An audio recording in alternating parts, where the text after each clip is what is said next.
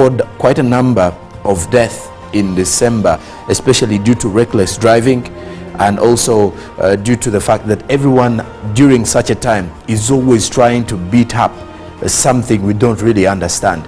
But besides that, be very vigilant with the way you move, because of the fact that we even have criminals who are on a high rampage, if I'm to put it in that way. But that aside, a very good morning and a bright good morning from us to you, our dear viewers. Well, a very bright morning indeed from us to you. Good morning, Chantal Olive. Good morning, Olive. How are you feeling today? I'm great. How are you feeling? I am very well, and just like Sonko, in the Christmas spirit, feeling good. The week is indeed a beautiful week. Okay, today being Wednesday, it is fair to say it is a beautiful week, but someone like tells us it's a beautiful week on Monday. Monday or Tuesday. Well, manifest, the power of manifestation. So I know. I guess we can go with that. But good morning, our viewers. Hopefully you are holding up well. Thank you for joining us every single morning. Guess what? Please do be mindful. You're the only sane person, so trust nobody. Next to you, the next driver does not know how to drive. They're not as qualified as you. So please make sure that you are on the lookout. What the Uganda say, where they move. At the end of the day, if you lose your life or anything, you're the one, your family is the one that loses, not that stranger on the road. So please be on the lookout, take care of yourself, and anything strange around you, please do take note. These are times where a lot of not nice things happen. I mean, we've seen what happened in Kamwenge district, and it could happen anywhere, so be on the lookout. Otherwise, welcome to the show. You're welcome to the show, Mr. Shirabo Robert Nyanyintono. Lady in animal print, I think that is a zebra. Yes. I'm lovely. For the first time today, you have the colors right. He got it right. There is no way First he could guess. have that one. Because if he had, Yes. I would now doubt the animal sessions he has with the kids at home when he's painting and doing the sounds and all that. I would really, but can Chirabo sound? I would be concerned. How? Chirabo, can you sound? The phonetics. You can do a more. Jerome Paul, you're doing badly. Okay, I felt everything was not okay on Robert's side, but for Jerome Paul, let's just leave it alone. If that is how it's behaving before it starts doing homework. The children are doomed. We're having some free time, we're not doing homework. But then soon, when school resumes, homework is another thing. Look for school fees, then you have homework.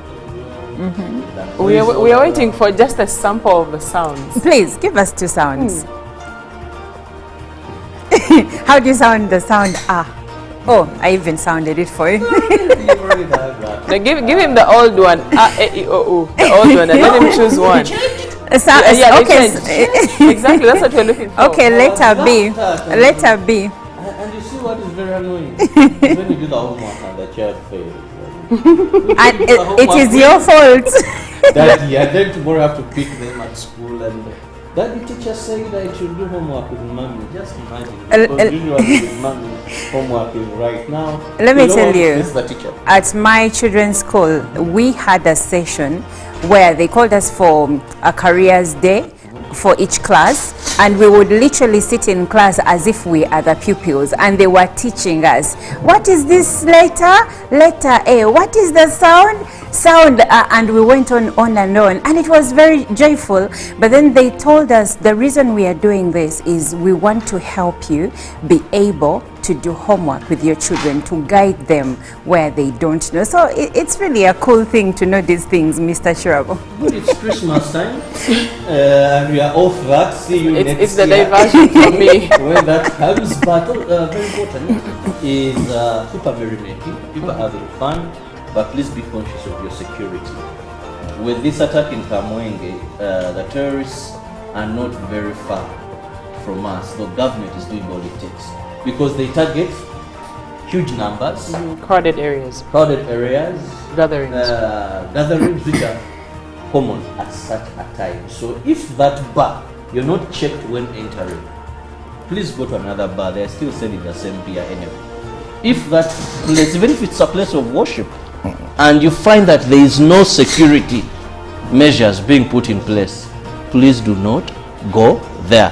First, think about how safe you are, against terrorism. Remember at a time when these guys are even using improvised devices. Explosive devices. Yeah, yes. they are just easy to make and come up with and destroy your life. Remember, 2023 is not the last year of your life. Neither is Christmas of 2023 going to be the last Christmas. There are so many Christmases ahead I want to prophesy in your life. And there are so many end of years and ushering in new years that are going to happen. But be mindful, we want to see you even in the next year. People have begun doing funny things, you know. People are drinking, very excited. It is Christmas, it is festive season. But man, what happens in case you don't make it into the next year? Just because of funny mistakes? That shouldn't be the way things happen. Very true, because Well- we're heading into a new year and everyone has to be really mindful. That's true, that's true. So Mr. Trevor has given us our word for the day because he just sounded like a pastor over He is there. one, I think. But I agree with everything that he said, same as Jerome Paul and of course Olive. I add my voice to their voices saying we should be careful. Yes, Christmas is jovial. It is a beautiful time of the year. But what's the point of losing your life or losing a limb just because you are excited and you became reckless? So let's enjoy, but let's enjoy with a little bit of care or even so much care so that we can live to see the next year and of course to enjoy the next Christmas. Well, now Trevor Robert gives us the news. I'll begin with His Excellency President Yoweri Museveni commending Mityana Diocese. Now, President Museveni met the head of Chiinda Mityana Diocese, and he thanked him for working with government to fight poverty in Uganda. The president was meeting the Bishop of Chiinda Mityana Diocese, Right Reverend Joseph Anthony Ziwa, at State House Entebbe. President Museveni further advised the diocese to guide people to select suitable and profitable enterprises. The president thanked Bishop Ziwa for guiding the people well with projects that can help them get out of poverty, citing growing coffee and rearing cows for milk, among others. He pledged to support the diocese in their continued fight against poverty. Bishop Ziwa conveyed greetings to the president from the Diocese of Chiinda Mityana, as well as thanking him for being instrumental in promoting mechanized farming in not only Mityana but also in other parts of the country. He said, whatever the diocese does is hinged on the slogan, let us witness Christ in our homes, schools and at work. Bishop Ziwa also informed President Museveni that the diocese has solved people's socio-economic challenges in education, health and economic growth. And moving on, 10 people have been confirmed dead in an attack by Allied Democratic Force ADF who raided their homes as others were picked from the garden. Kamwenge RDC Message Isaiah said the attack occurred from Chitehuzire village in Chabandara Parish, Kamwenge district. ADF rebels carried out an attack in the middle of the night after coming from Chibale National Park, which left many people in shockwaves and others hacked to death using their sharp knives and panga. Among those deceased include 5 female and 5 male, and these were picked from the garden and others from a parish councillor whose name was identified as Knight Margaret, who was also murdered and burnt with other 4 people. According to an eyewitness, the rebels entered into the house after locking.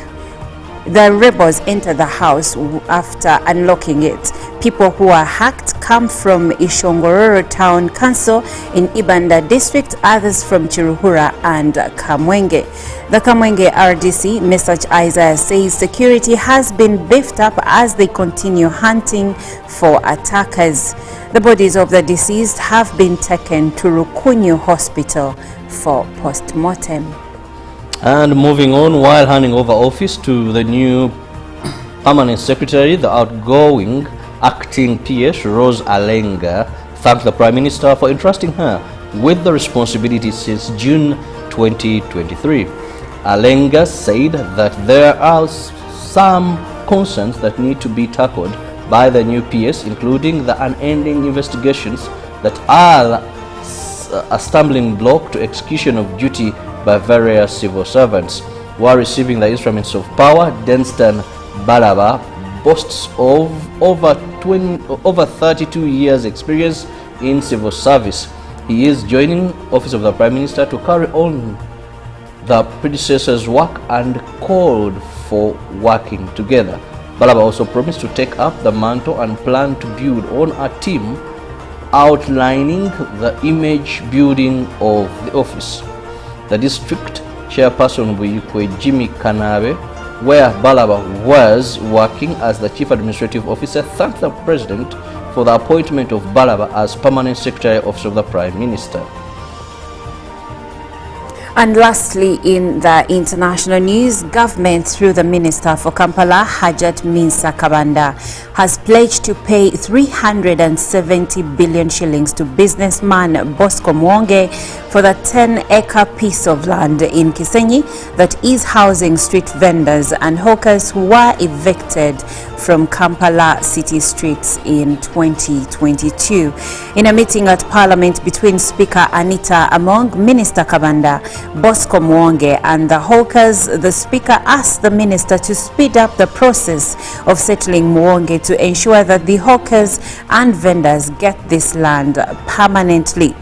In a petition dated 27th November 2023 to the Speaker of Parliament, Anita Among, vendors and hawkers were unhappy with the 14 days ultimatum by Boost Investment Limited to vacate Kisenyi land that was given to them in November 2022 by government as their trading space under decongesting Kampala city.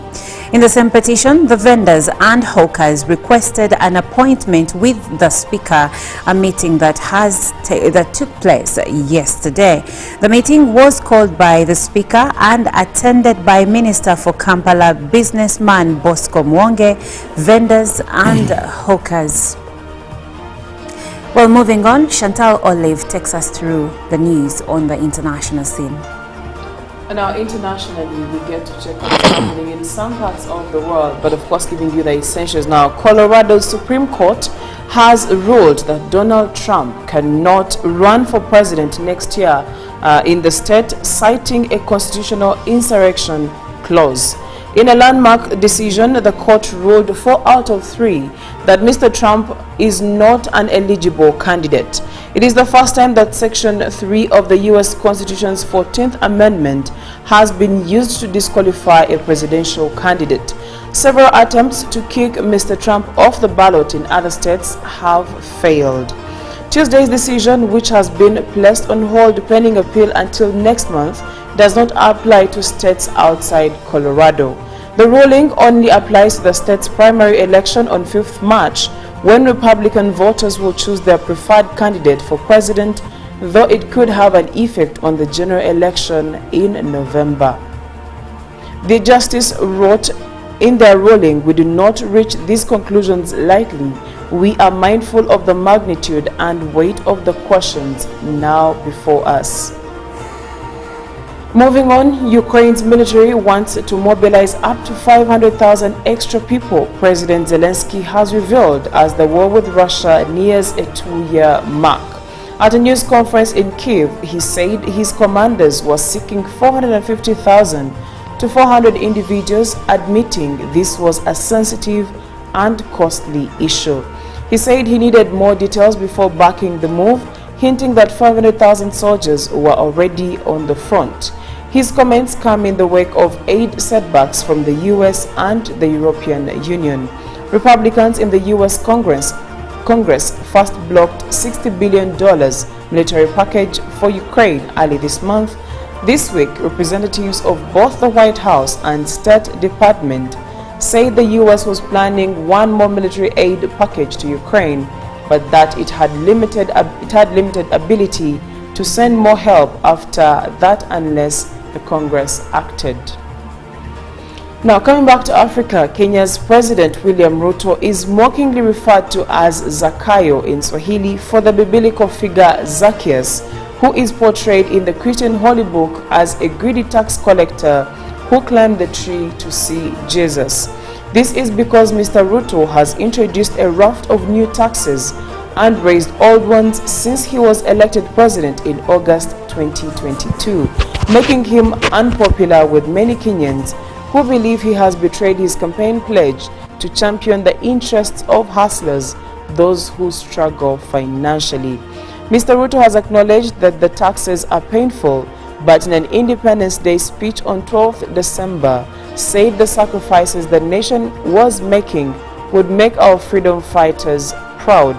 For him, higher taxation is necessary to reduce government borrowing and bring down the national debt, which has soared to 10 trillion Kenya shillings or $65 billion. Speaking matters climate, Christmas tree breeder Jim Rockis knows what it looks like when one dies long before it can reach a buyer. Rockis farms trees in West Virginia and Pennsylvania, where he and other producers often grow their iconic evergreens outside their preferred habitat higher in the mountains. But that can mean planting in soil that's warmer and wetter, places where a nasty fungal disease called phytophthora root rot can take hold, sucking moisture away from saplings and causing needles to crisp to burnt orange. After a while, it just gets to a core of it, Rocky said, they just wither away. Christmas tree growers and breeders have long prepared for a future of hotter weather that will change soil conditions too. People buying trees may not have noticed a difference in availability this year and may not even in the next couple. The average Christmas tree takes 8 to 10 years to reach marketable size. That is it for what is happening across the world, but also when it comes to climate news. Thank you, Chantal Olive.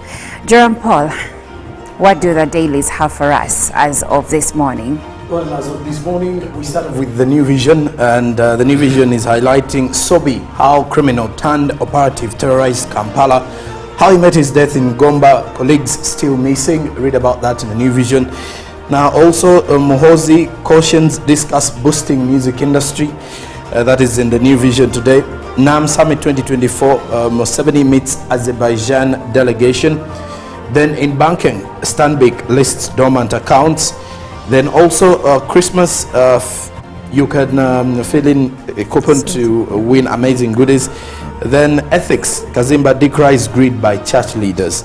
Then also in the investigation, security heightened in Kamwenge after the ADF attack. Crossing the borders now. No, before we cross the borders, the Daily Monitor is highlighting a raid on Kamwenge village, leaves 10 dead. Then also, cricket cranes retain ACA Africa T20 Cup. As in the home's perspective, light up your home anew.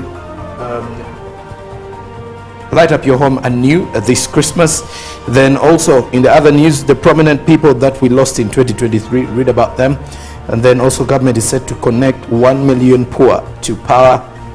Then Sobi, man who lived by sword dies by the sword. Then Sibira appointed first female monitor MD. Read about that in the Daily Monitor. Now crossing the borders to Kenya, the Daily Nation, a puzzle of 770 billion shillings fee and sacking of the KBC boss. Read about the controversy, conflicting figures in 13-year arbitration case. Then also it was all politics, Rotich says on 63 billion shillings dams case. Then discounts raise costs Carrefour. Read about that in the Daily Nation. Then book serialization, Leonard Mambo Botella's story. As Nyakango, 10 governors didn't spend a single coin on development, is what she has revealed in the devolution situation. And that is it for our press review this morning. Thank you so much, Jerome Paul. Now we take a short break, and of course we will leave you with a beautiful Christmas carol from Celtic Woman.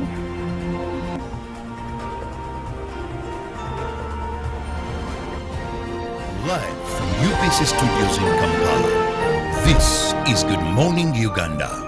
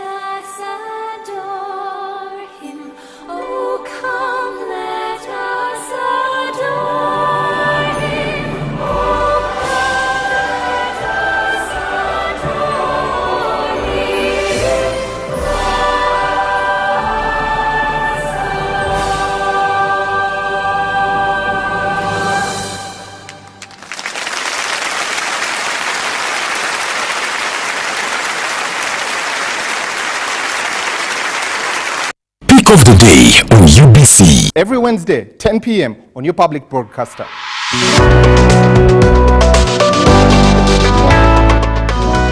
Was brought to you by MTN Momo Pay is the easy way to pay. Dial star 165 star 3 hash or use the MTN Momo app. You don't need cash. MTN Momo Pay is safe and free.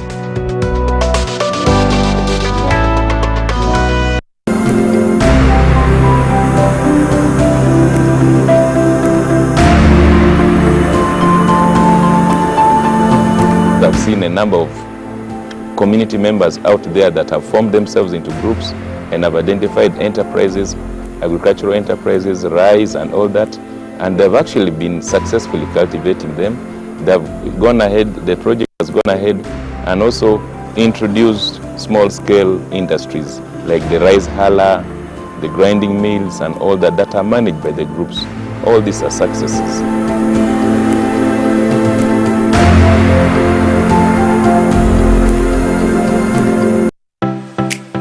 UBC is the national public broadcaster. We educate, inform, entertain, and inspire our audiences.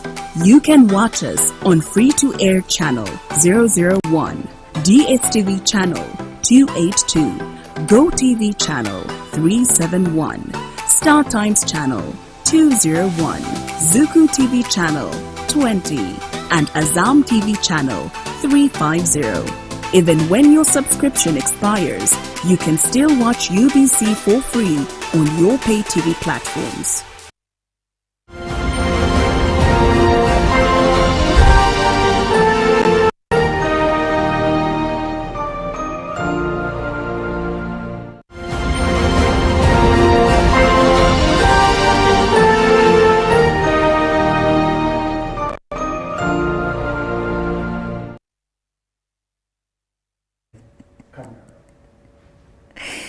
Thank you so much for giving it Good Morning Uganda. We welcome you if you have just joined us. This is Good Morning Uganda. I'm Olive Monica Najuma with Chantal Olive Akandinda and Jerome Paul Sonko. Now, if you are joining us for the very first time, I'm telling you, one of the best things that are happening to you this festive season is discovering Good Morning Uganda, because what better way to start your morning than to have scintillating conversations with us every single morning from Monday to Friday from 6:30 in the morning to 9 a.m. Well, today, we want to look at crime, especially around the festive season. According to Uganda Police Force, there is heightened rates of crime in the country around this period of time.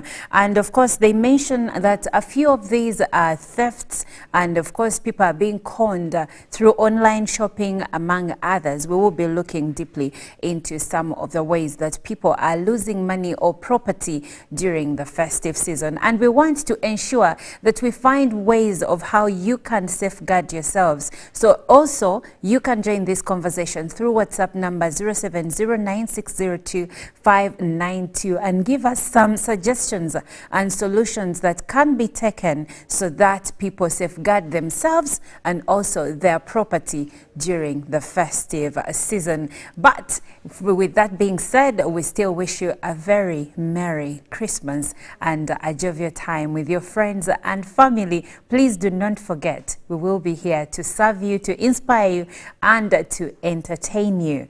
Jerome Paul Sonko. Yes. Good morning once again. Now, we know that there is heightened crime, as according to the Uganda Police Force, but also the stories that we see in the media and, of course, on social media. What are some of the ways that people are losing money and losing property, and what other crimes are being committed around this time of the year?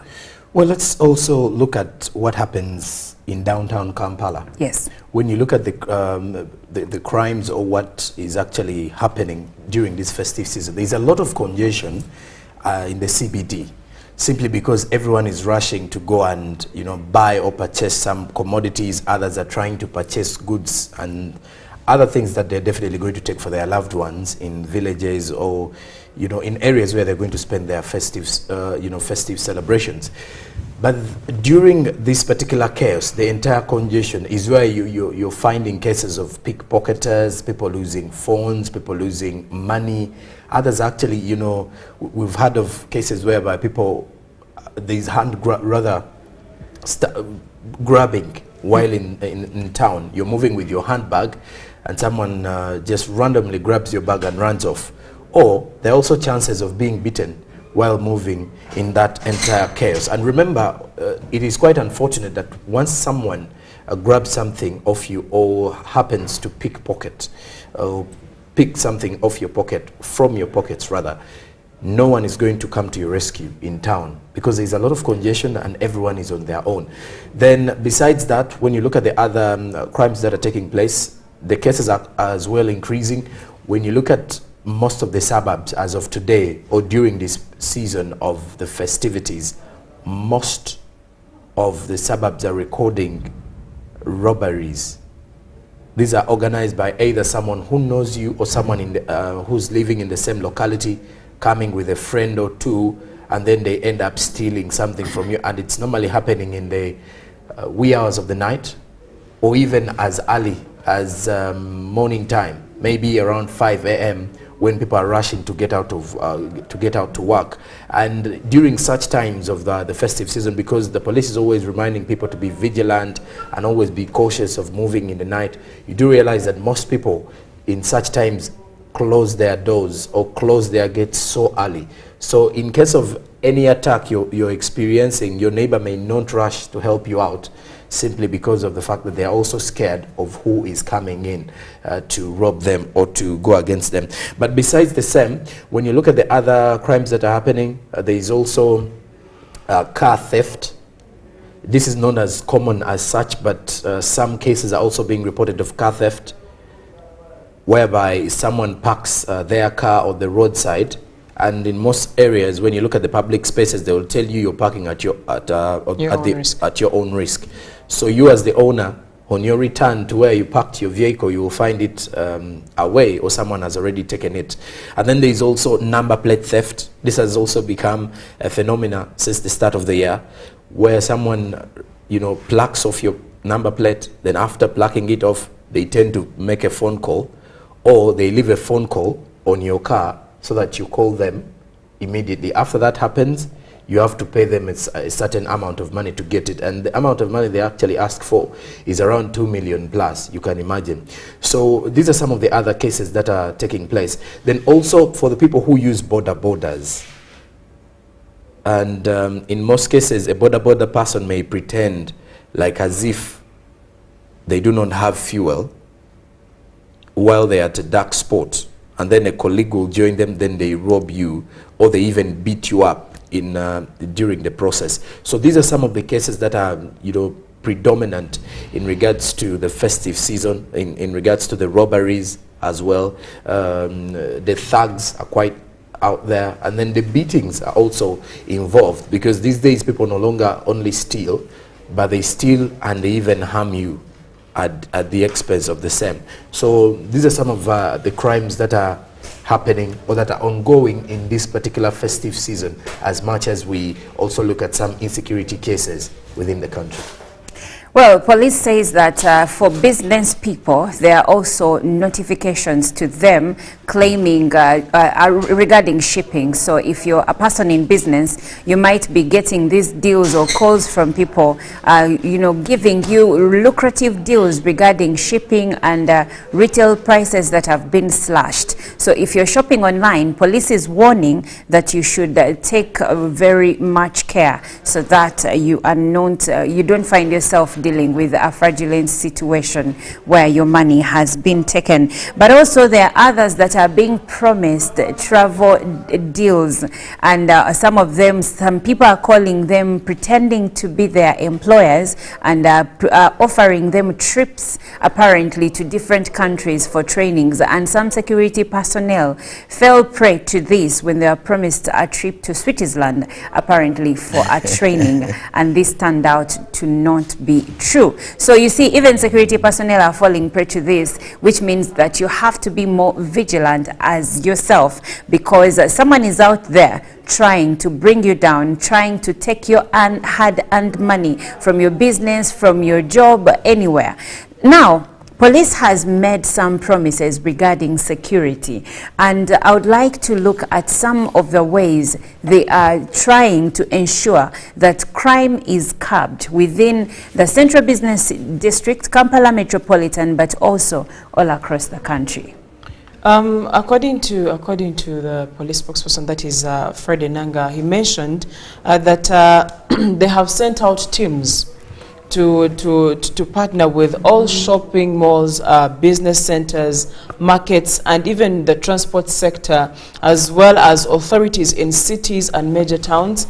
They're also partnering with mayors of the different cities to ensure that different localities and business areas and teams remain crime-free, especially during such a period. Also, police has called out for vigilance from the public. As you are out there conducting your business, please be on the lookout. If you get a phone call, try and verify that phone call. Is it really from your workplace? Is it from your boss? Isn't there someone you can call to verify? Stuff like that. So those are some of the measures that have been put in place by Uganda Police to help curb down what we are looking at right now, which is crime and insecurity, especially during the festive season. Now we have unpacked the different ways through theft occurs during the festive season, but I would also like us to stretch even further and look at some other ways through which crime is being committed. For instance, in bars, there is a new report by the police saying that there is a heightened rate of crime that is happening in bars, and police has actually also given out new instructions to bar owners in a bid to avert these crimes that are taking place in bars. First of all, I would like us to take a look at some of the ways, some of the crimes that are taking place in bars, and of course later on look at the instructions that police has given to bar owners. Sure. Well, for bars, you're looking at stabbings. You're looking at the physical fights. You're also looking at literally the biggest percentage of what happens is excuse me. What happens is the stabbings and the fights that lead to different fatalities. People get to die. People get to get wounds or what I would call I'm looking for a bigger word to use. But yes, majorly in bars, you're looking at fights that keep happening in there, people killing each other, people, you know, almost killing each other, and of course the theft also in bars. You put your phone down and look around, the next thing it's not anywhere to be seen. So those are some of the things that are happening in bars lately. Even the poisoning of Yes, drinks, spiking drinks, yes. It does happen a lot. And it's amongst friends where someone can actually put something into your drink if you're aware. Then by the time you return, you don't feel yourself anymore. Right. And when you also follow up on some of the cases that happen after the bars, when someone is actually driving back home, they will actually say it's either their drink had something inside, which wasn't a normal kind of thing they are used to while taking the same drink. So when you look at the bars issue, it is, I think it is something that happens amongst the clients themselves or the customers who come in to party. Those are most of the people, not only by the way in the bars, even in most of the entertainment places. So what are some of the triggers for some of these crimes that happen in bars, like the murders, the stabbings? Well, I'll give you some scenarios. One, people probably had their personal fights outside the bar, and when they get into the bar, drink alcohol, that's they could get triggered. Or sometimes money, sometimes women make, especially men, fight.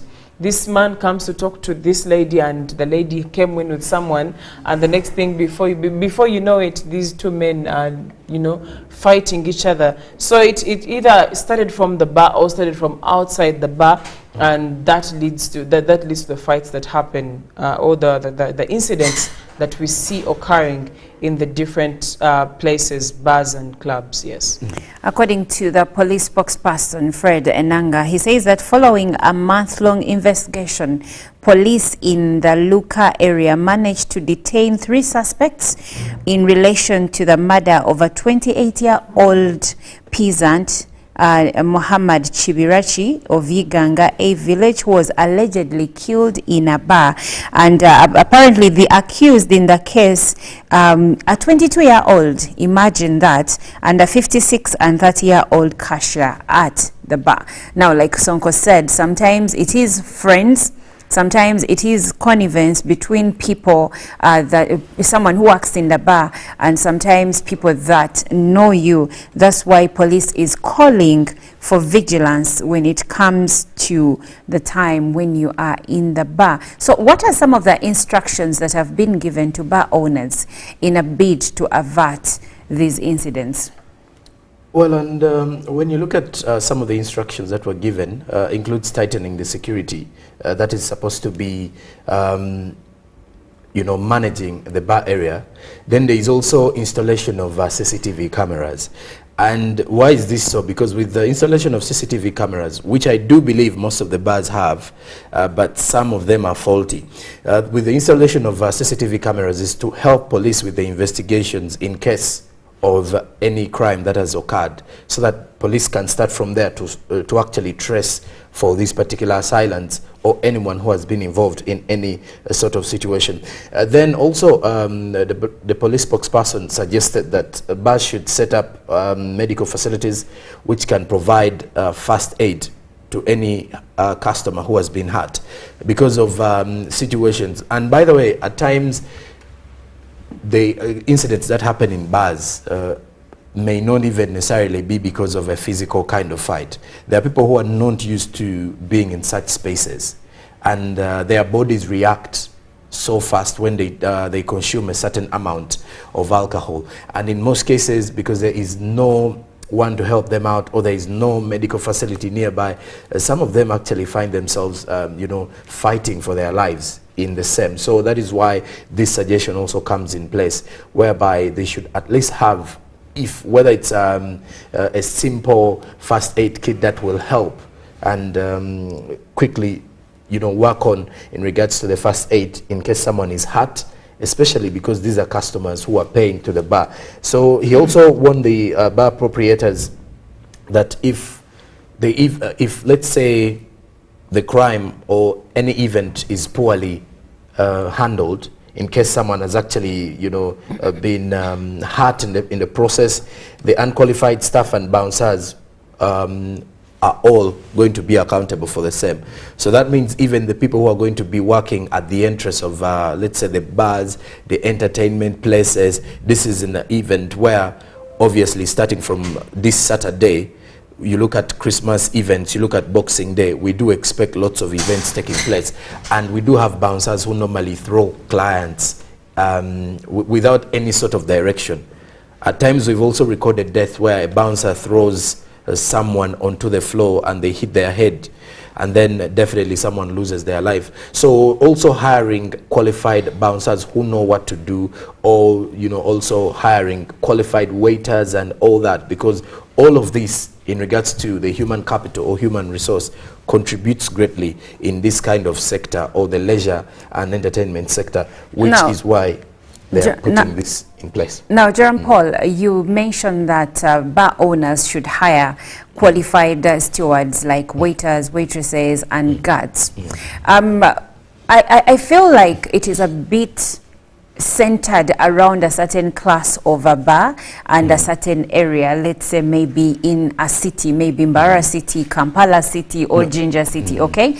But how about the bars that are in the outskirts, small bars where people may probably not be able to go to a bar in Kololo that can afford to do all of these things? How about that small bar that in your neighborhood, or you get the kind of bars I'm trying to talk about? Yes, I'm getting so where are they? Because they are telling them to install CCTV cameras. They are telling them to hire professionals, bouncers, and the staff, the servers. But how enforceable is this, especially in bars like that? Because some of the cases where murders have happened and stabbings are not in the bars that in Uptown. Most of these cases are registered when you look in at such places. No, most of the cases are coming in from entertainment and bar places that have too many people in the space.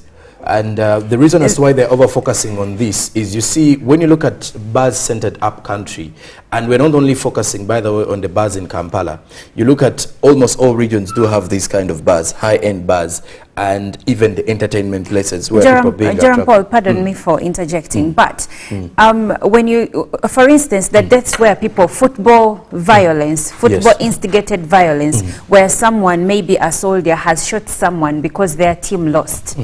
Most of those cases are happening outside. There are actually many, according to police. Those are very few compared to those that happen in high-end bars. You know why?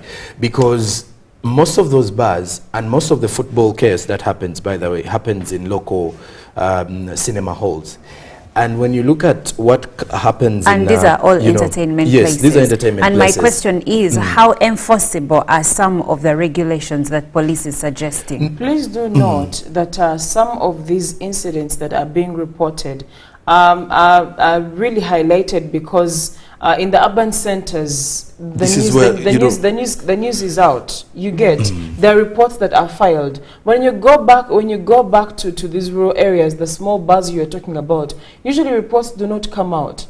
You get it. But are the crimes happening there, yes, or they are not? The crimes are happening. Especially during such a time, the crimes are happening. Yes. But also, most of those places, the crimes are not as big as those. And you're not going to record as many deaths. When you say the crimes are not as big as those we see in urban centers, please highlight some of the crimes, the big crimes that are happening in urban centers. I'll give you a scenario. Vis-a-vis those happening in the rural areas. I'll give you a scenario. In rural areas, the most that you will see, you're going to find these guys who drank the alcohol and they're fighting over, you haven't given me my change of 1K. The local brew. Yes, it's local brew. So they're going to fight, a few fists here and there, they're separated, and these people are still then drinking again.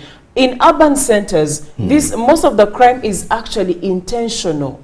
Someone comes to the bar and says, I will find this man in the bar. So they've come with an intention of, I'll find them in the bar and hurt them. And that means that's why you're going to see stabbings. Now, in villages, how often have you heard of a story of they've been in this local setting and this man has pulled out a knife and stabbed the other? Even the things they use, the guns they use in the local bars, yes, it's probably maybe the security that is in there, but in Kampala, in these cities, let me say, you're going to find that most of these crimes are deliberate. Someone comes to the bar knowing Olive is there.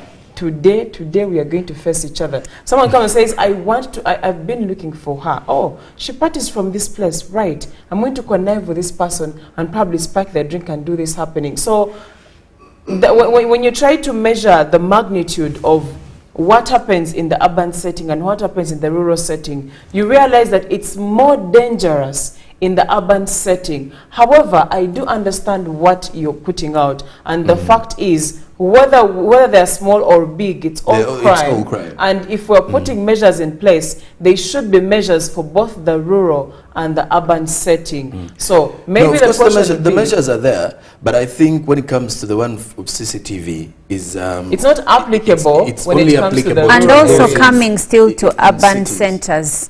Still, I will ask the same question. Are some of these measures enforceable or applicable? Because I will still mention that yes, we will have high-end bars, but we still have bars where the proprietor maybe not be in position to carry out all these measures that have been suggested. And also, who is following to ensure that these measures are actually carried out to the T? Let's look at the CCTV part first. I think for the CCTV part is can be enforced. Why? We do have businesses even in the suburbs who are having CCTV cameras under just one room. And now it goes back to the enforcing. The enforcement part should start with the bar owners themselves, because first of all, it is your bar, it is your image. That your is investment. Being, it is your investment. So that means the more fights are, breaking up or breaking out within your premises, then that means it's painting a bad image onto you. So for you, you also want to attract people who are coming to you. But every person wants to have a good image for their sort of business. So that means you have to hire people who have good customer care. Then you also have to make sure that the security of your clients, especially during such times, that if a client comes to support your business, they are not likely to face any person beating them up. And also when the authorities say that hire professional bouncers, who is a professional bouncer? Do we have a place where these people are trained? Well, what is the criteria used to say that this is a professional? No, they do have associations that I know. Yes, the bouncers have associations. They have associations. They have and private security entities exactly, as well. Yes, that offer these services. Though the private entities normally give out to the high-end bars and also events in case there's an event and then they are hired. But then it goes, when you also look at some of these local bars, they also have their local kanyamas, what someone could ideally say local kanyama, someone who's known, to calm the situation. But is the kanyama a professional? Because you just mentioned an incident, and I think you were referring to the incident where we lost a singer, an artist, Mose Radio, because a bouncer threw him onto the floor and he hurt his head and lost his life. So, yes, he is kanyama, he's strong, but is he a professional? Because that's what police is saying. Okay, now on the part of the professionalism, this is where the high end, rather the bars away from urban centers get into the spotlight, because most of them are only hiring someone who is, let's say, magged enough. Yes. And they go to the gym and work out. Exactly. And he's looking for a part-time job to do in the night, and then he's given the role. I also think even in the urban centers, why the police also emphasize on the professional part of it is, even those in most of these high-end bars are not as professional as they like. Most of them are so good with carrying people away and beating them up. Maybe has police come out to actually explain what they mean by professional? That is why I have a challenge. You're mentioning you need professionals, but you're not giving strict guidelines. And do your police officers also know that if they come to check for the professional bouncers, this is what we look out for. Yes, this is what we're looking out for. Probably not. Also, some of the businesses that have the security cameras, do those cameras even function? Do our police, the people who carry out these supervisions, do they know how to look out for which one functions and how does it function and all these things? You know, there is a lot of work that is needed in there, and I think the police is just brushing really on the surface. But the issue of so we had an incident. We had an incident on the 31st of December 2022 at Freedom City, where there was a stampede, and unfortunately lives were lost because it is said that the exits were very small and the numbers were quite many. So after having the background of an incident like that, have we put measures in place to ensure that come 31st, because this is a day that makes people, throngs of people come into different entertainment places. So has there been measures put in place to ensure that we do not have the same incident happening again like it did last year? We haven't seen some of those measures being brought to us, but they could be there. There were regulations set to the event, you know, to the event promoters, yes, that were put in place for them, especially when it comes to these events, events management. Because the problem here is, at times, the owner of the place where the event is taking place will give you a projection of how many people can fit in this you know, scenario, let's say this particular venue. And then what happens afterwards, after the promoter is done paying the money, now for them, because they are money minded, they no longer care. All they want is to make sure they get back their money. And these regulations have highly, let's say, been abused? You know, abused by the event promoters themselves, because of the fact that they need a lot of money at the end of it all. So they do not care who is coming in, for as long as they meet their standard, and all they want for as is long to as have they make their money and to have an recoup. event that has sold out. Okay. As we close, I have a comment coming in from Cricket Derek Gagamel from Makindye Luafu. It's been a minute. And he says, good morning, family. Theft is always rampant in the festive season simply because of the huge movements of people. Urban-rural movements increase congestion mostly in car parks, transactions at high rates, and here conmen see opportunities. Also, commodities are purchased in plenty, and here people even sell substandard expired goods. Night movement is also at a rise in this season, among others. And he says we just need to be vigilant because there is life after the festive season. Let's not be driven by excitement because it doesn't end this year but celebrated annually. Our lives are properties. Our lives and our properties can be protected as well. Thank you, Derek. And lastly, from Ogola William, from Tororo, he says security personnel are doing their best. We are now the ones to be more careful in wherever we go and whatever we do. Thank you so much for your views. We wish you a beautiful Christmas. Good Morning Uganda continues. We are still here today, and we will be here even tomorrow and Friday. Please stay tuned because a lot more is coming your way. My name is Olive Monica Najuma.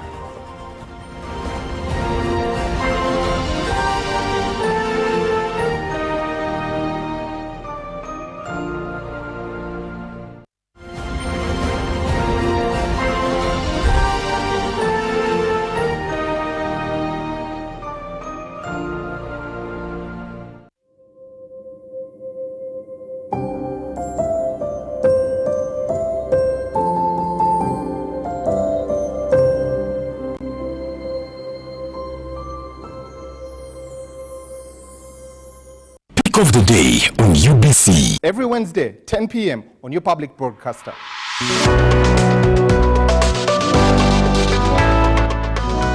Was brought to you by MTN Momo Pay is the easy way to pay. Dial *165*3#.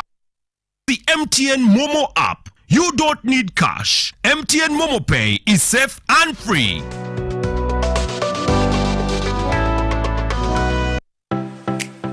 UBC is the national public broadcaster. We educate, inform, entertain, and inspire our audiences. You can watch us on free-to-air channel 001, DSTV channel 282, GoTV channel 371, Star Times channel 201, Zuku TV channel 20, and Azam TV channel 350. Even when your subscription expires, you can still watch UBC for free on your pay TV platforms. Junko. Yo. What Chico? Check the shopping, man. What's your secret? Uganda, haven't you heard of the parish development model PDM? Yes, I did, but I thought it was just a talk. No, Sebatia. It is real. I and a few friends together formed a circle, accessed money from the PDM, invested in a portrait project, and now things are moving.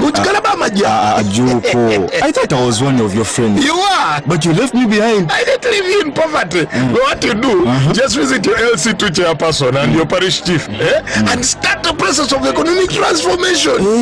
Just like that. The parish development model is an initiative from the government of Uganda through the Ministry of Local Government designed to transform all lives of Ugandans for the better. PDM, my parish, my development, my life.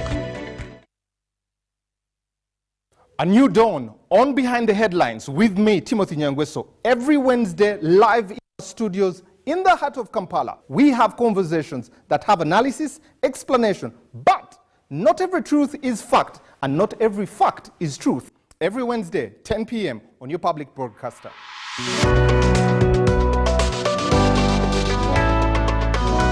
All on your public broadcaster.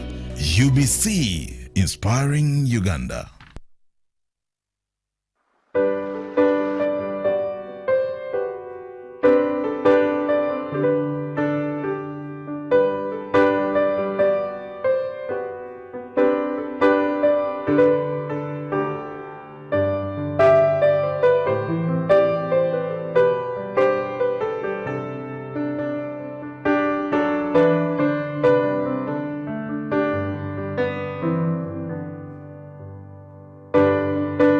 Live from UBC Studios in Kampala, this is Good Morning Uganda.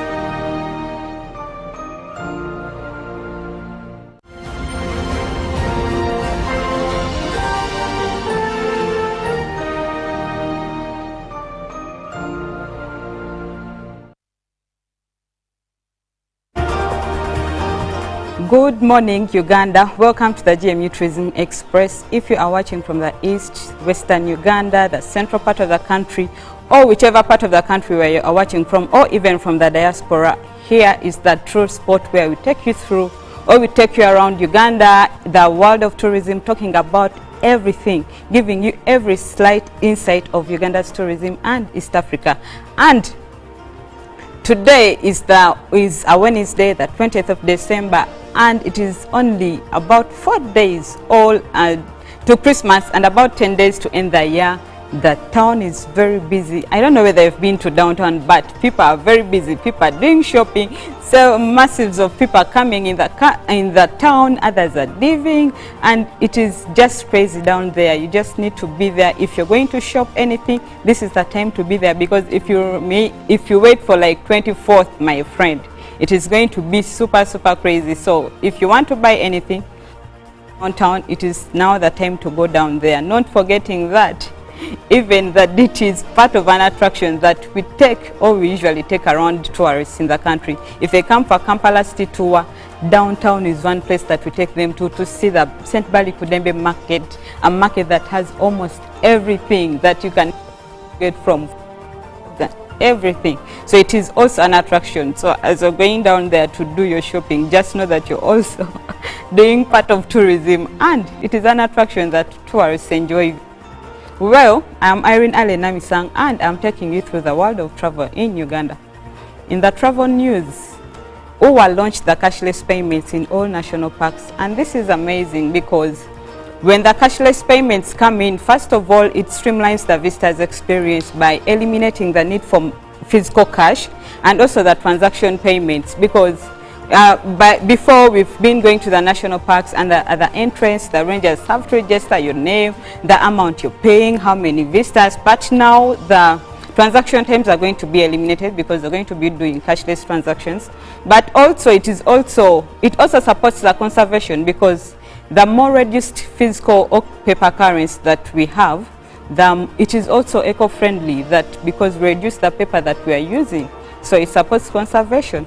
Also, it enhances security in the parks, because if there is no need for you to be with physical cash to move around with, it is going to reduce on the losses and theft cases, because people be knowing that you don't have any physical cash that they're going to grab from you or that you're going to lose. So it increases the security in parks, and it is a plus for Uganda Wildlife Authority. It is amazing, and it is making you travel through all the national parks perfectly without at all your convenience. And being the festive season and people are traveling around, and we also have the Basamas coming in through, those from diaspora, people from Dubai, people from USA, people from Canada are coming in Uganda. And also you are traveling maybe to America just to see your family. But as you're traveling, how are you communicating Uganda to these people? Because in all that we have communication, the stories that we are going to give them, the food that you're going to give them, how are you communicating tourism to these people? And today that takes us to our story about the luwombo. Today it is a Ugandan delicacy. It is mostly common to Bagandas in the central region. However, also the Basogas have taken it on, and other tribes are taking it on because it is super delicious. And this was commonly known as a royal meal, because it was only served to the kings. But my friend, you're also royal now. You can give yourself a royal treat. You're a prince, you're a princess. You need to give yourself a royal treat this Christmas. And as you're thinking about whatever you're going to prepare for Christmas, as you're going to be married with your family, the luwombo is part of the meals that you should prepare. It dates back to about 18,087. That was the year that it was first made in Buganda for the Kabaka. And this luwombo can be made in pasted nuts, can be made in chicken, it can be made in beef, it can be made in goat's meat, and now even they're also making it in pork. So nothing is going to stop you from enjoying this beautiful delicacy. And this luwombo, how do you prepare it? That is the most difficult part with the luwombo, because most of the people, these are the planned kids, they don't know how to prepare the luwombo. But it is very easy, by the way. All you need is the cured banana leaves, and mostly known as these banana leaves. And these ones, where you need to get, maybe if you're going to prepare a chicken luwombo, you have to roast your chicken luwombo first to golden burnt, and then you also prepare your ingredients separately. Those ingredients that you want to put in your sauce, you prepare them separately, and then after they are ready and your chicken is golden burnt, you get your banana leaf. That indeed is banana leaf.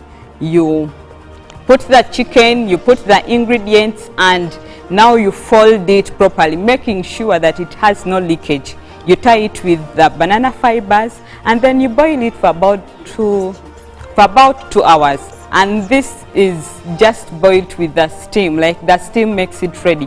And by the time the 2 hours are done, your luwombo is very ready, and it is ready for you to take on, like to serve and enjoy as a family. And this was also mostly given to the grooms when they go for introduction ceremonies, and the groom is given a whole chicken in that luwombo. One time I was telling my friends that you never know how delicious a luwombo is until you're a groom, until you go to visit your wife's family. That is the time, because you're prepared a whole chicken. And I know Ugandan men don't so much want to visit their wife's family, but that is you should because you need to enjoy that luwombo. But also this festive season, it is a way of communicating Uganda's beauty. I told you Uganda's tourism ranges from a diverse of things, from food, that is the luwombo that we've talked about, and so many different delicacies that we are going to be talking about. until the festive season is done. But that was it for today for the Luombo, and just giving you a simple travel tip as you're moving around. I know this one is as you're going maybe to your home villages, wherever you're going to travel, just make sure that you be friendly to the locals. First of all, it is going to break the culture barrier, and it will give you a more authentic culture experience. But also, you've taken years without going back to the village, and these people that are there, you don't know them. So you need to be friendly to the locals. They will guide you. They'll give you the best tips, give you the security and safety tips, tell you which places are safe, which ones are not secure. They will tell you which attractions are best for you, depending on your needs of the trip, and you will enjoy and have a blast of your trip. Thank you so much. I'm still Irene Alena Misango on the GMU Tourism Express.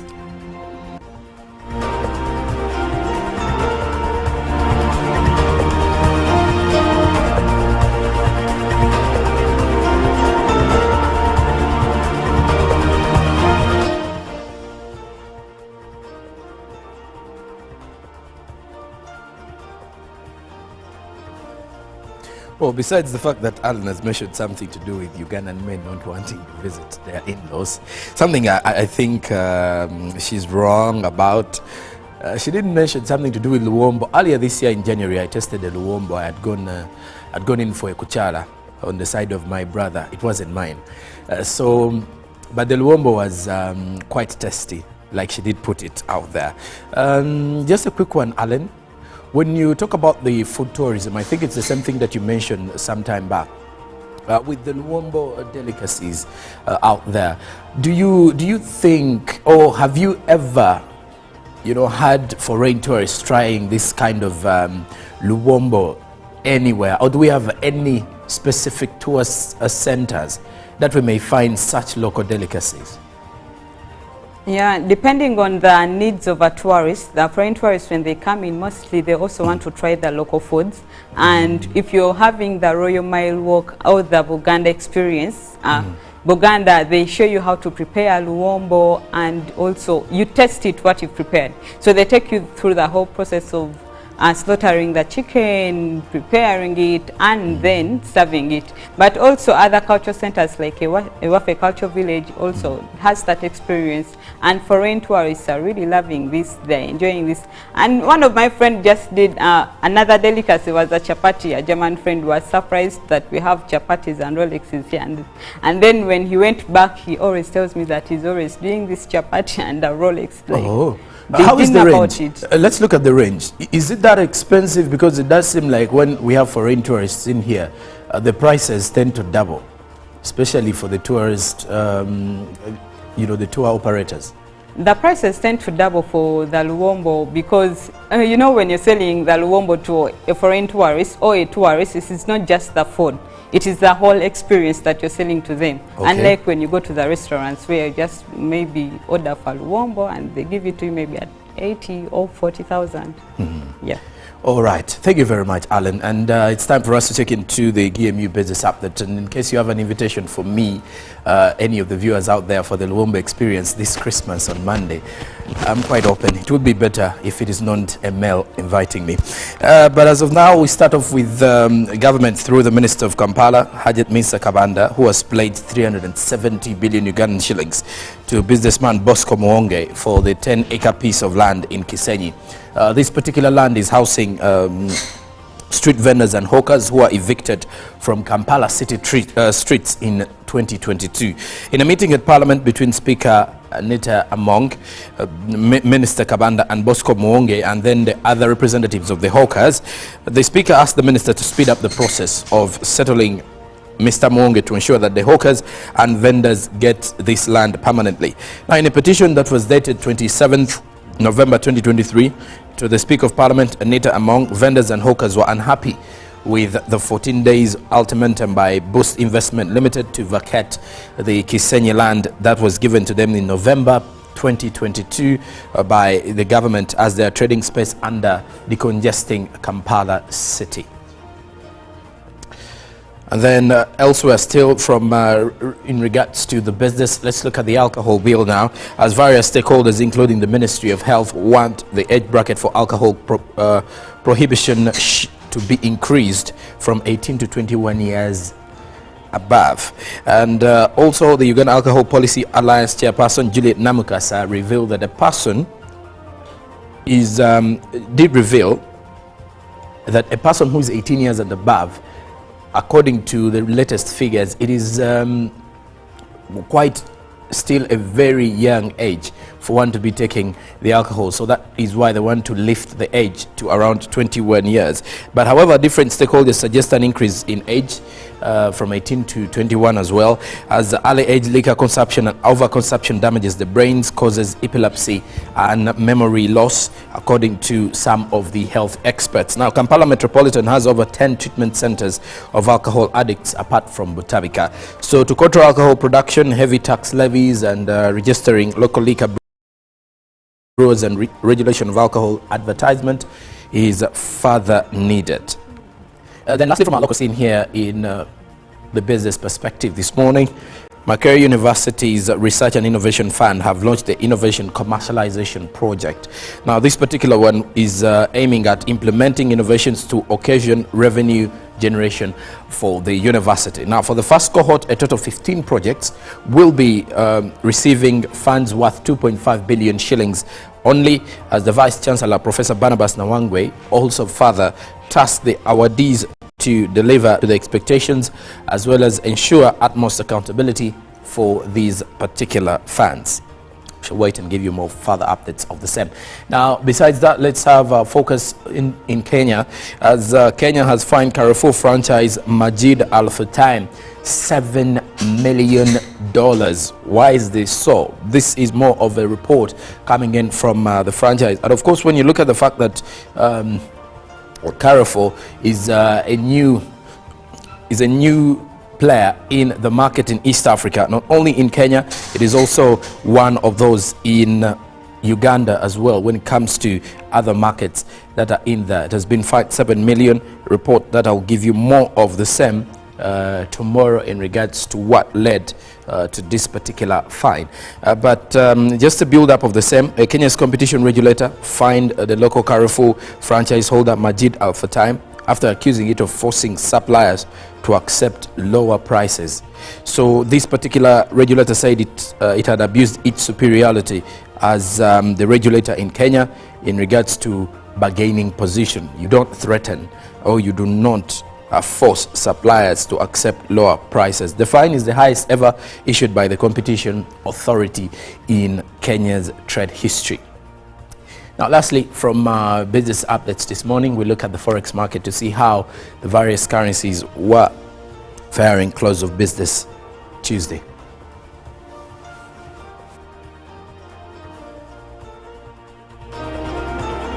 $65.04 while selling at 3,775.04. Then closing time saw the buying go at 3,761.38 while selling at 3,771.38. The Great Britain pound was buying at 4,781.15 while selling at 4,773.81. The euro was buying at 4,110.05 while selling at 4,120.98. The Kenyan shilling was buying at 24.40 while selling at 24.34. The Tanzanian shilling was buying at 1.30 while selling at 1.50 while selling at 1.50. The South African rand was also buying at 202.30 while selling at 202.84. That's how you'll definitely find the forex market if you're moving out to exchange some currencies. And that is it for our business this morning. Coming up is the traffic updates with Olive Monica Najuma.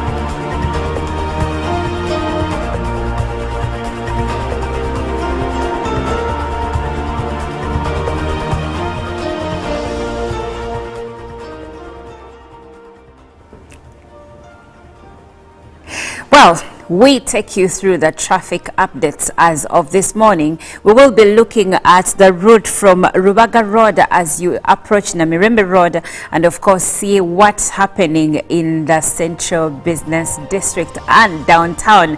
So let's take a look and see how you can move from your area of abode to your area of business, or if you're going to catch a bus, if you're going to town to shop. Let's see how look like this morning. Now looking at Rubaga Road where it joins with Kawesi Road, the road still looks good. There is smooth flow of traffic there. We see the green zones all over the place, but as we are continuing along still Rubaga Road where Nabunya Road joins Rubaga Road, we now start to encounter a few orange zones that indicate traffic jam that is starting to build up. Now as you approach the Kabaka Njagala roundabout, you will find a little bit of traffic jam over here, and as you move along you will encounter some traffic around the roundabout itself. That roundabout that brings you from Mengo takes you to the side of Kisenyi, and of course it cuts through and takes you to Rubaga or even Rubaga Road depending on where you're headed. There is a bit of traffic here coming in from Kabaka and Njagala, the side of Mengo, and of course crossing through. But if you're continuing with Kabaka and Njagala Road after the roundabout, then you should be okay to move, because from here going to the sides of the Joint Clinic Research Center, you're going to find that there is smooth flow of traffic around Musaja Lumbwa Road. There is a smooth flow of traffic even around Lubiri Ring Road. There is a smooth flow of traffic. Now going back to Rubaga Road, we see that there is smooth flow of traffic after the roundabout, but for those that are going to Butikiro Road, you will encounter a bit of traffic jam there going off Rubaga Road. But continuing ahead still along Rubaga Road, we see that Hoima Road as it joins Rubaga Road, there is some bit of traffic there that is building, and at that sharp corner still at Rubaga Road, now we encounter huge traffic that has built up. I see intense traffic coming through from Musaja Alumbwa Road joining Rubaga Road. So those coming in from Musaja Alumbwa, even those going there at the start of the road, you will encounter intense traffic over there. And I see the red zones becoming deeper because it shows intensity of traffic in this area. Now of course looking at Old Kampala Road and Namirembe Road, traffic is starting to build up along Namirembe Road, and of course there is some bit of traffic coming through from Old Kampala as it joins Fort Road. Now still coming back to Namirembe Road down here, you see that there is traffic over there. Actually, I don't see a green zone yet along Namirembe Road, and continuing ahead, the traffic becomes even more intense in this area. I see traffic coming through from Martin Road connecting to Namirembe Road, and of course Kafumbe Mkasa Road is also feeding into a lot of traffic into Namirembe Road. Now the whole stretch of Namirembe Road is actually a deep red zone, which is indicative of intense traffic in this area. I think I understand why this place has intense traffic as of this morning, because there are several bus parks around this area, and this could explain probably people are now starting to travel up country for the festivities. And looking at Allen Road itself, I see there is a bit of a green zone, but not for a long period. Most of the stretch is a red zone.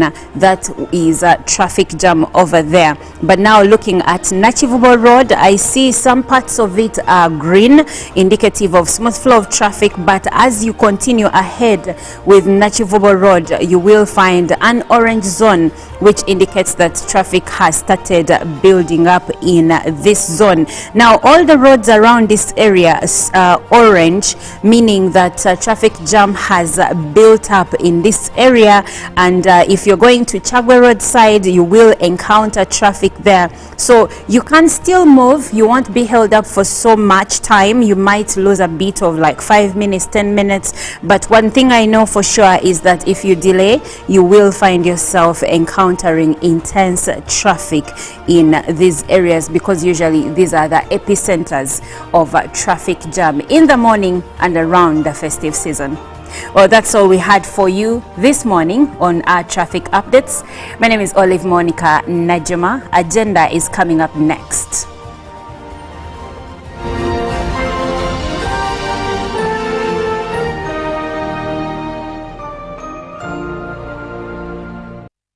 Live from UBC Studios in Kampala, this is Good Morning Uganda.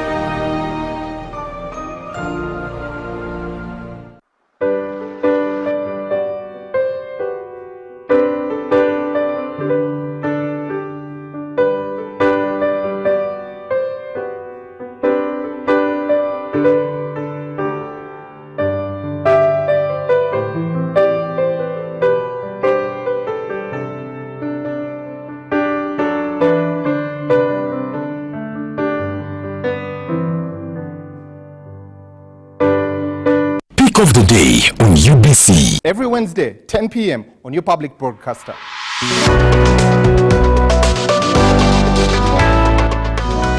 Was brought to you by MTN Momo Pay is the easy way to pay. Dial star 165 star 3 hash or use the MTN Momo app. You don't need cash. MTN Momo Pay is safe and free.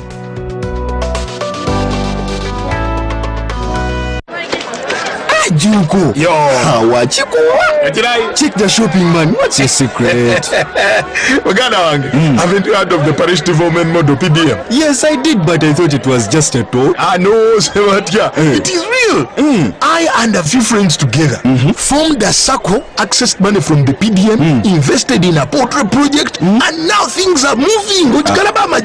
Junko. I thought I was one of your friends. You are. But you left me behind. I didn't leave you in poverty. What you do, just visit your LC2 chairperson and your parish chief and start the process of economic transformation. Just like that. The parish development model is an initiative from the government of Uganda through the Ministry of Local Government designed to transform all lives of Ugandans for the better.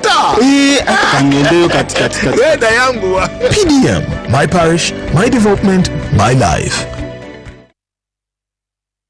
The cardinal role of a government is maintaining law and order, safeguarding citizens' rights and providing essential public goods and services. Throughout its tenure, the government has consistently upheld these principles. This foundation creates an environment conducive to delivering crucial social services to citizens through diverse approaches such as taxation, strategic budgeting, and effective policy implementation. A transformative education system, advancing healthcare provisions, enhancing social welfare, and propelling infrastructure growth, all of which continue to evolve daily to cater to the population's expectations. Supported by a meticulously organized network of ministries, government remains committed to serving its citizens. Coming soon on your public broadcaster, The Front Bench, your interface with the government every Monday at 8:30 p.m. with Joram Paul Sonko, only on your public broadcaster, UBC, inspiring Uganda. A new dawn on Behind the Headlines with me, Timothy Nyangweso, every Wednesday live in our studios in the heart of Kampala. We have conversations that have analysis, explanation, but not every truth is fact. And not every fact is truth. Every Wednesday, 10 p.m. on your public broadcaster. All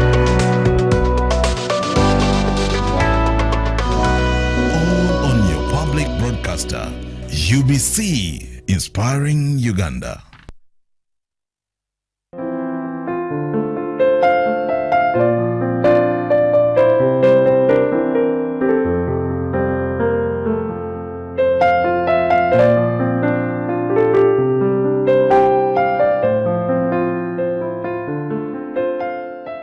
Praise the Lord, ladies and gentlemen over there. I greet you in the mighty name of our Lord and Savior Jesus Christ. I am Reverend Pascal Chunkoma, the chaplain of St. Luke's Chapel, Mulago Hospital.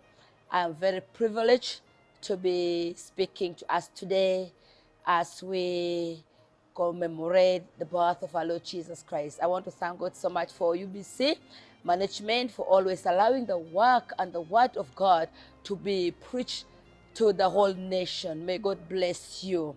Yes, I am here to talk about the birth of our Lord Jesus Christ, the importance of the birth of our Lord Jesus Christ. And what is Christmas? When we talk about Christmas, what is Christmas? Over there, we've been celebrating Christmas time and again. So Christmas is the birth of our Lord Jesus Christ, who is a Savior. So, and that's why we celebrate every year. People celebrate all over the nation, all over the world, celebrate the birth of our Lord Jesus Christ. Now, the Bible is silent about which date Jesus was born, but it was just a consensus that Christians sat and said, let us make 25th of December to be the day that we celebrate the birth of our Lord Jesus Christ. I conclude, friends, as we celebrate Christmas, we need to know that we are celebrating a Messiah, a Savior who came to save us from our sins, who came to redeem you and I. And that is why we are here. Praise the Lord. So we are celebrating a wonderful counselor, Isaiah. As Isaiah said, we are celebrating a wonderful counselor, a mighty king, everlasting Father, and the Prince of Peace. I wish you a Merry Christmas. May the Lord God bless you.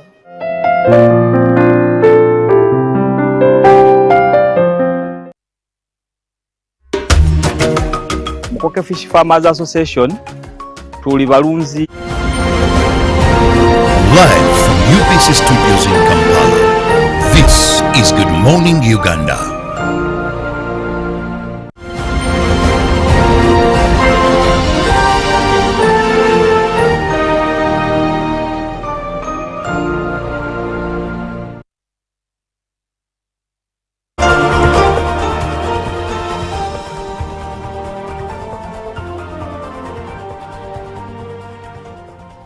Good morning and thank you so much for being with us on UBC TV.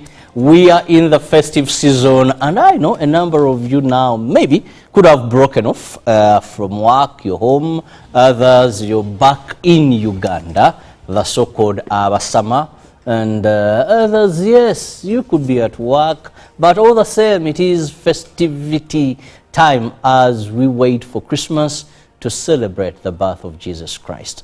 Important to note is this is not going to be the first Christmas, neither the last. Nor is it going to be the first year in your life you're bringing to an end or that is coming to an end. So above all, live responsibly, enjoy responsibly. We want to see you in 2024. We want to see you even after Christmas. I'm Robert Chirabo Nyonitono. Welcome to Good Morning Uganda Agenda, where I usually have a guest and we look at issues of national concern. Now, this morning, we want to look at representation of workers at workplaces.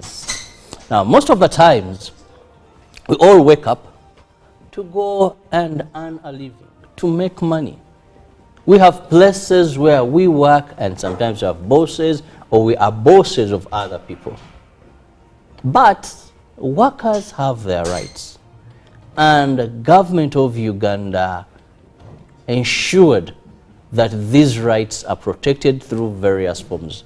Now, one of the bodies that brings together workers through which they can advocate, they can bargain, they can do so much regarding their rights is the National Organization of Trade Unions.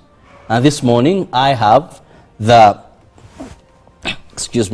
the Treasurer General, the new, because he has been acting, Treasurer General of this organization, Moses Mahuku. First, Moses, let me just start by congratulating you.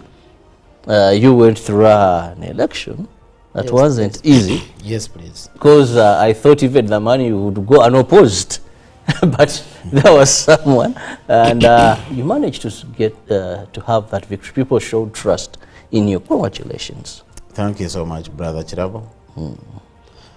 Well, I want to start on the note of sending my sincere regards and greetings to Ugandans, most especially the workers of this country. I'm delighted to be here once again to speak to Ugandans about workers' rights and representation in the workplace. For the elections, I'm one person who has been elected 3 times in the same position in 1 year. Oh. 3 different times. So this the Congress election that took place at Africana was only to confirm me in the same position. Despite the fact that this time I had a contender. That is what democracy calls it for. But at least I won with a very high margin, very, very high. But that was expected.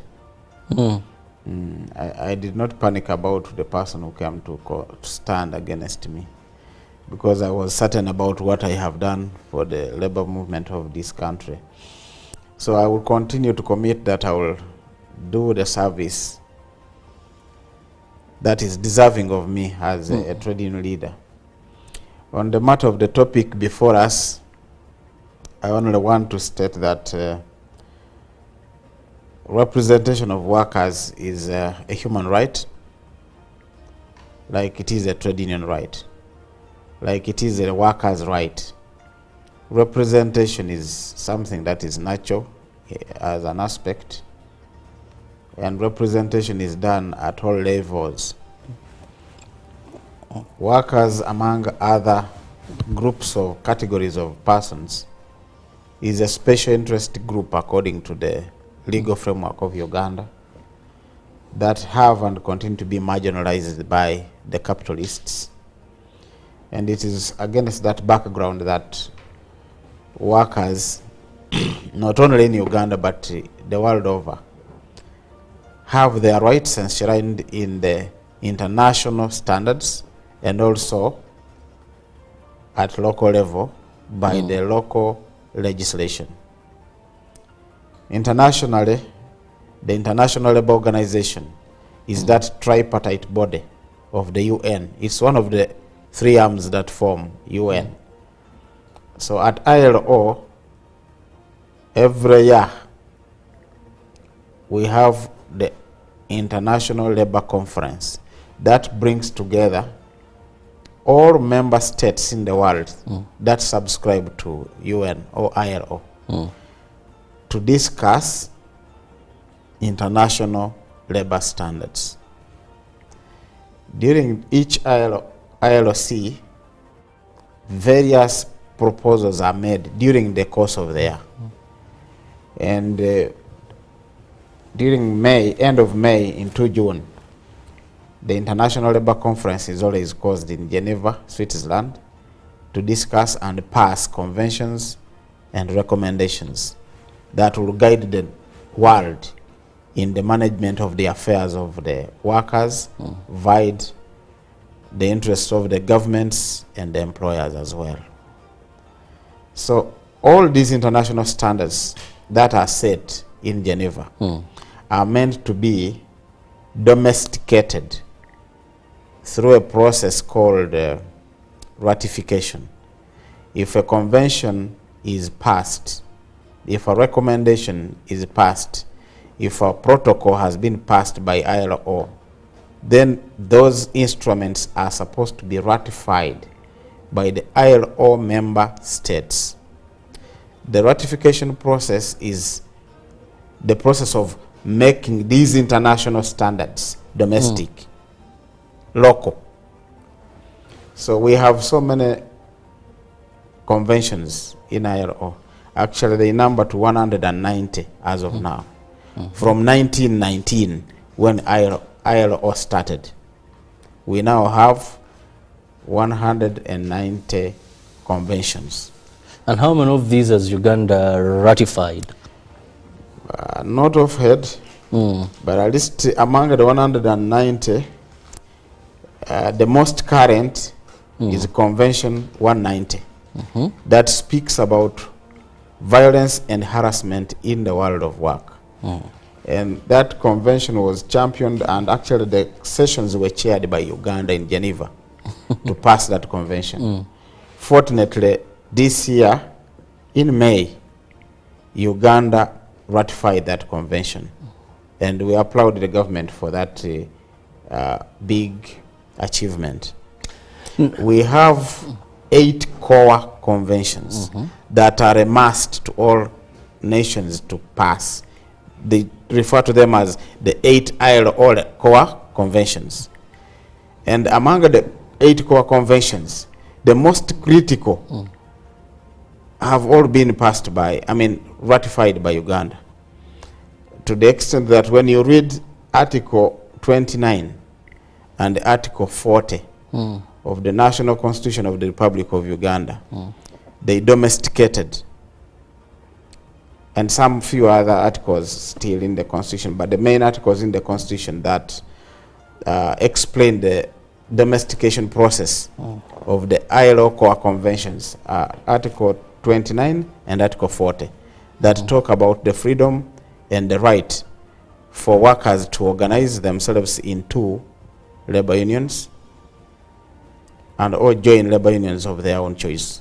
Moses, at that which you said is the most critical, and earlier on you said these are rights. Workers' representation is a right, and we rightly domesticated or ratified to that, but this here in this country seems optional. There are many places where the right to unionize, I know of employers where you don't bring trade unions, you don't bring unions, either you're fired, these issues of rights at a workplace, people at the mercy of those employing them. So where is then a right that is never? That is enshrined in the Constitution. Enshrined in the Constitution. And in the different labor laws. Yes, one time I went to a flower factory, and this Asian friend of mine told me, no, unions are trouble causes. I can't allow them here. I said, yes, this I can't allow it. If you want unions, please go start your factory, employ your people. Well, these things do happen, not only in Uganda.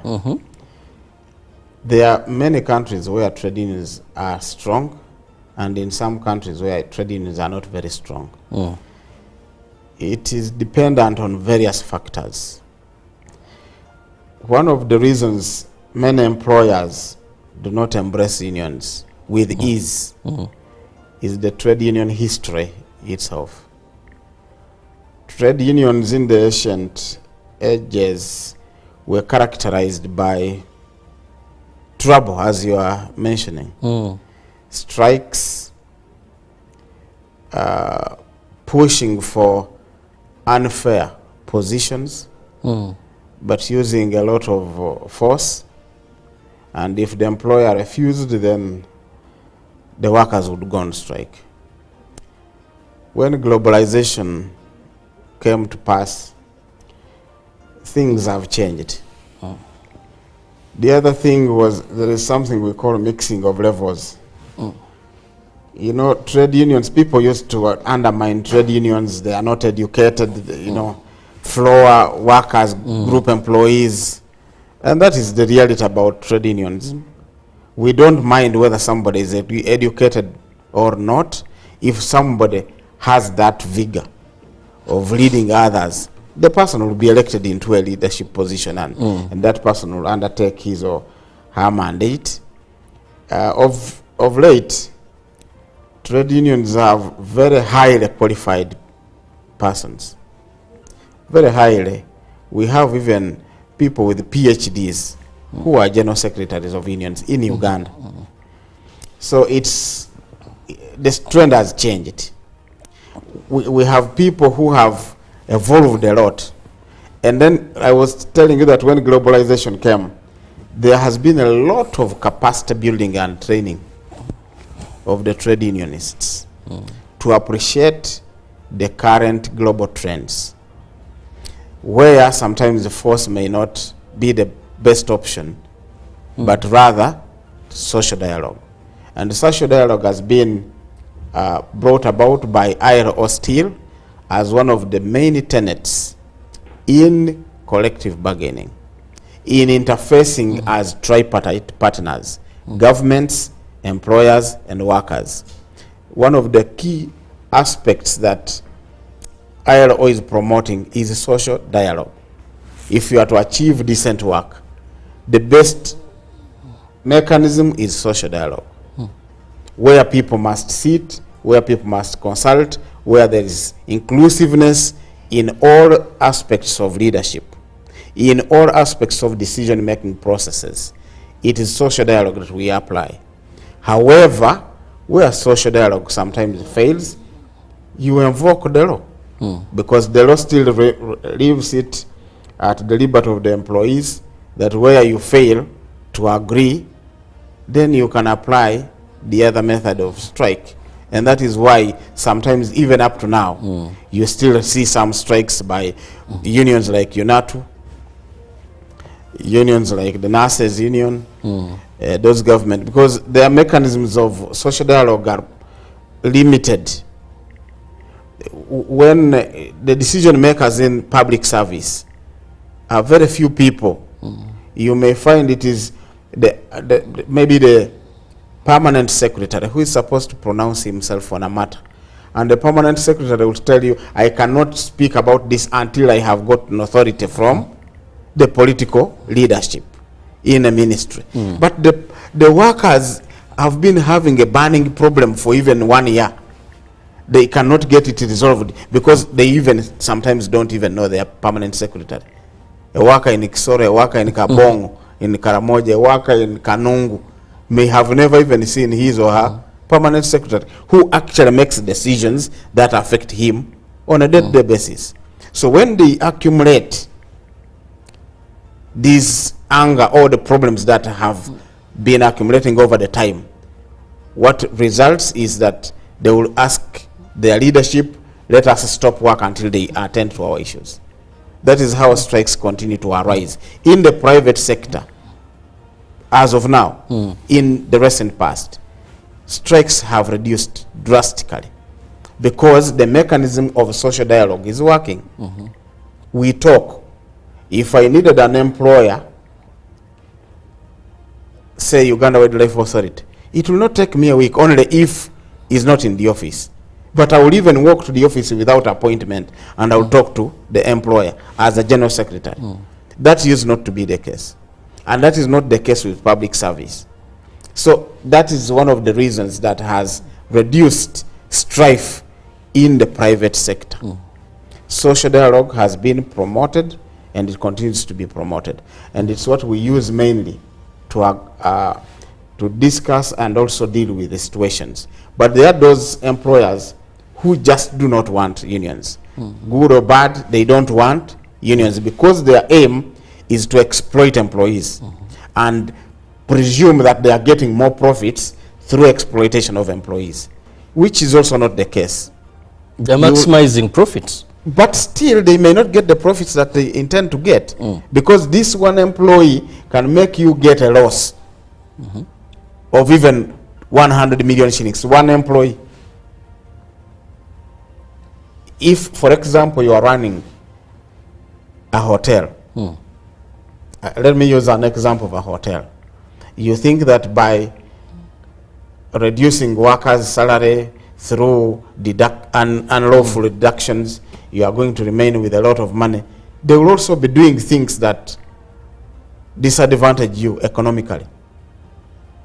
Because however much you monitor, you have 200 rooms. There is somebody who works at night, and out of the 100 rooms, maybe you have about 50 which are occupied. If one employee goes and opens taps in 10 rooms, and that water flows through the night, and he does it for a week, how much money would you do through water bills? If they don't switch off appliances that utilize power, you will be pretending to cheat workers. They will also be cheating you through other means. So the better is for you to agree and negotiate terms that are definite for these employees. They know their do's and the don'ts. They know what they are supposed to take and what they are not supposed to touch through a collective bargaining agreement. Then you have a clear future with the organization. You have a set of employees who think that they belong to that organization. And they should protect the organization because they are thinking that when time comes for negotiation, you will also have something to do for them. But if you are this employer who says, you know it all, you will definitely lose through these disgruntled employees. Now, Moses, as we're discussing representation of workers at workplace, yes, please. We've said unions have challenges because of the misconception, the bad history. Yet of late now, it's all about a dialogue that you front. It's no longer a fast thing. But the question is then, how do workers at a certain workplace start or become members of unions? The other challenge, let me begin with this challenge. You see, one big challenge that makes unions be presumed to be weak are workers yourselves. Yes. We think unions Some are of you have taken too long to appreciate that these organizations called unions for workers are actually intended to help you live a better life at workplace. One fact that I always share with employees is that we spend our useful time in employment. You wake up at 6, go and report at 7, leave work at 5, come back and drink and sleep again. So the only thing you do during your useful time, you're on duty somewhere, working for somebody. The only time you are home is to rest and or sleep. So if the terms and conditions of employment are not that good, then you are going to affect your future. Your social life is going to be affected because you had a bad job when you were useful. So that is why unions must ensure that the working environment is good, because that is, you put in all you have for the employer. 7 to 5 every day. Some employees even don't get annual leave. So all the time you are somewhere working for somebody, but you are growing by age. Age is advancing every 1 minute that passes. You are going to get old. I pity people. You find somebody at the age of 50 is still renting a house. So you were doing a very bad, what they call precarious work, precarious jobs. If you can advance, you work for 20 years and you are still renting, you have not even evolved to build your own house, then you have a very bad job. So we always endeavor and struggle to ensure that we have collective bargaining agreements that can try to ensure that there are better terms and conditions of employment for these employees. That is the main tenet of trade unions. But now, when we are trying to organize workers into the labor movement, into the trade unions, the workers are the first ones to ask you 1 million questions. Is it useful? For me, my employer is doing this. But the employers keep changing managers. You could have a good manager today who gives you a lot of incentives, privileges, and good terms. Another one will come and change that policy and remove all those things. We are making losses because this manager was giving workers unnecessary benefits. But if it is written, if the benefits are written, they will always stay. Because Section 38 of the Labor Disputes Act provide that these CBAs, once endorsed by the employer and the union and certified by the Ministry of Labor, they become part of the law. So there is a very big difference between a collective bargaining agreement and a human resource manual. A human resource manual is a management tool. It may not even be enforceable in law. A collective bargaining agreement is enforceable in the law. a human resource manual can change by one individual. A collective bargaining agreement is negotiated between the company and the union on behalf of the employees. Well, just let me first remind our viewers that you can be part of the topic of discussion this morning, which is representation of workers at workplaces. And I have Moses Mauku from National Organization of Trade Unions with me in studios. That number on your screen, you can use it to send me a text message or a WhatsApp message on the topic we are discussing. Now, Moses, all these unions, their relevancy, how they benefit both the employer and the employee for better results, and you talked of the collective bargain. Now, one of the things that also trickles my mind is we have high levels of unemployment. And many people are lucky and feel favored to have where they can go and work. And we also know that any person who begins a job, they look at maximizing their profits or making more profits. Now, with this collective bargain, all of these issues of unions, how realistic are they in an economy like Uganda? High population, less jobs available. It is like a privilege, a favor. You're just very lucky to have a job where you can get something. We don't even have a minimum wage. You see, a boss is a boss. I want to just educate you. Every person who starts a business starts it for the purpose of making profit. Yes. How to determine the level of profitability of an organization?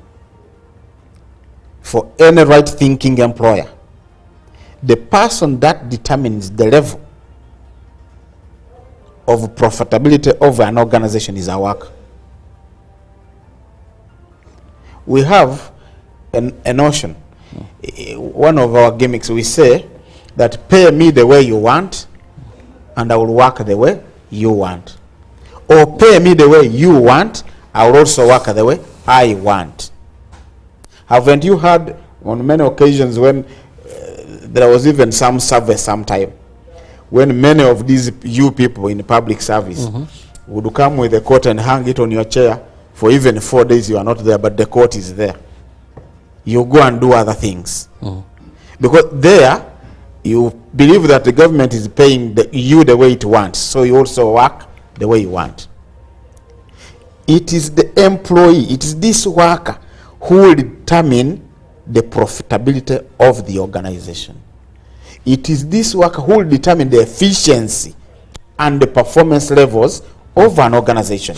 If the worker is committed, she is going to do everything it takes to make sure that her job is done very well. If he is not, this one employee can discourage business of even 1 billion shillings. This one employee who is not happy. Every business has this component of marketing.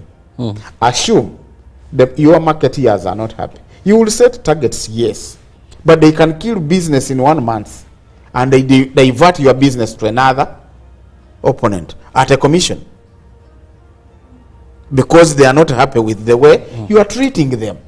So you will be pretending to be making profit and maximizing when actually you are not maximizing it because you are using this dissatisfied employees. One thing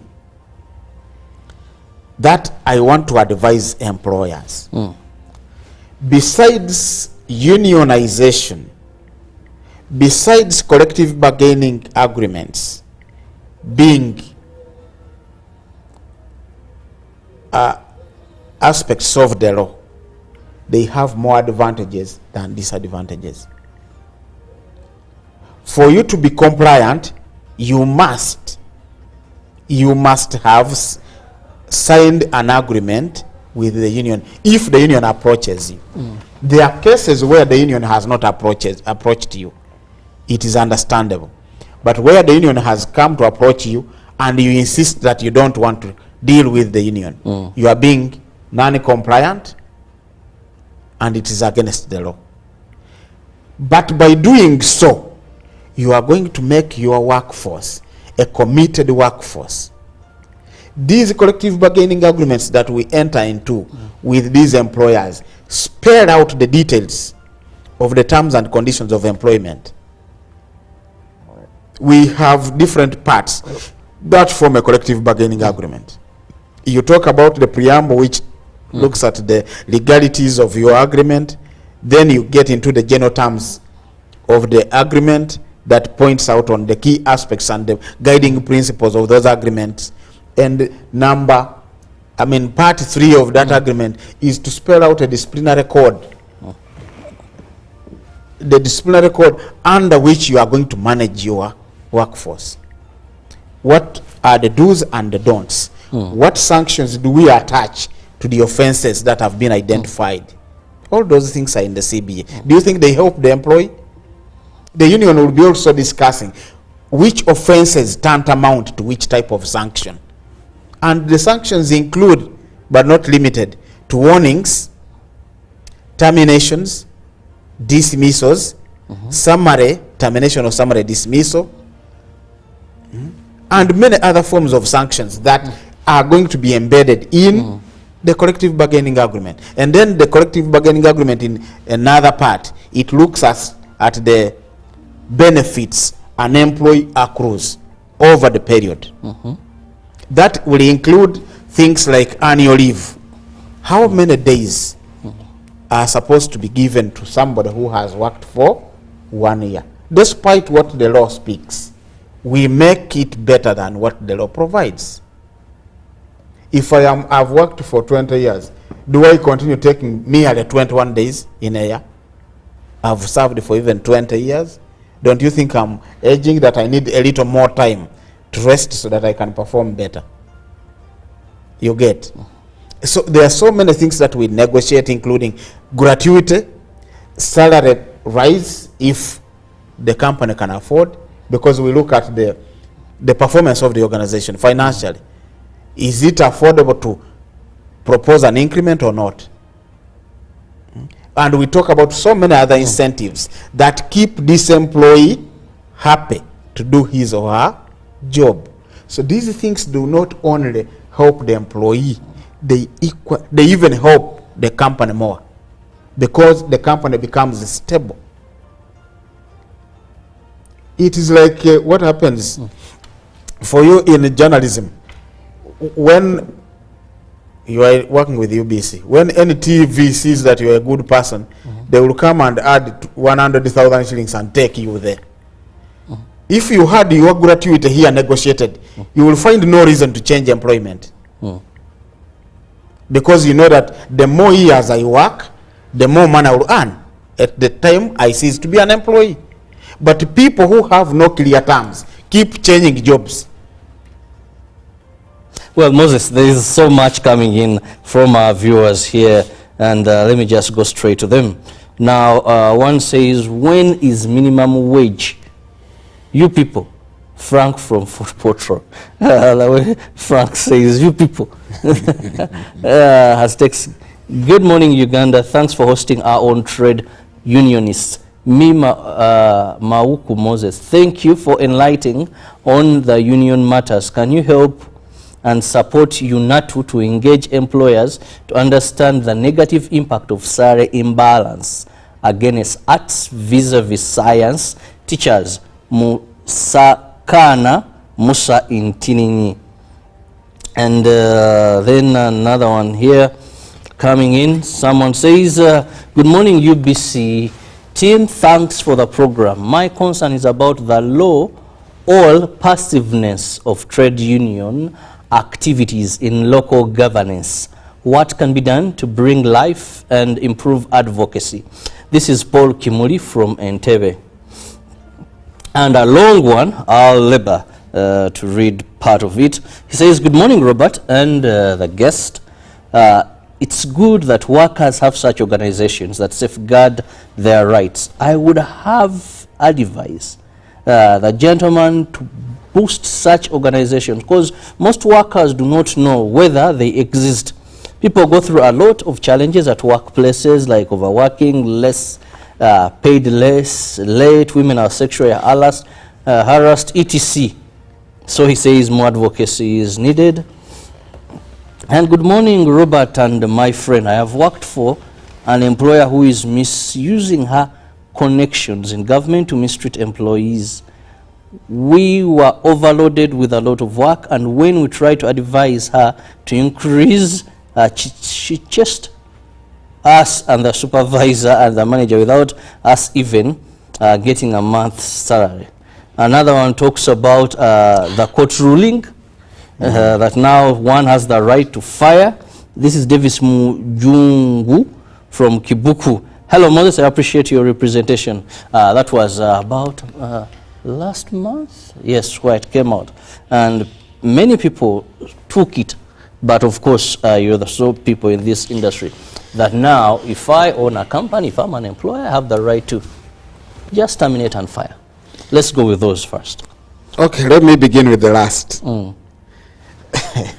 It is a bit laughable that judges can make a ruling that is very unrealistic, and that is also not based on the existing legal framework in the country. Employment Act of 2006, which is the current law, one of the main laws that govern employment, Section 68 makes it clear that no employer shall have the right to fire, dismiss, or terminate a contract of an employee unless he has justifiable reason. So sometimes things in Uganda, even the impossibles can become possible. We are still wondering which authorities did these judges utilize to make such unfair ruling. We have been organizing our Congress, and we had a lot of activities. That matter came at the time we were in the middle of organizing for the North Congress, and also we had a very big event for the youth at the same time, and many other meetings that precede the Congress. So we did not immediately attend to this matter. But we have started consultations with our lawyers to see what exactly we can do. We do not in any terms agree with such a ruling because it is a wrong ruling. It is actually unlawful. But judges are also humans. We know they also make mistakes. So the only thing we can do is to appeal the ruling. And that I promise us not we shall do the needful. That's what I can say for now. There is then Wasakana who was talking about not to supporting UNATU to ensure that they cause a balance between the science and artist teachers. You know, there are various reasons government advances for this segregation.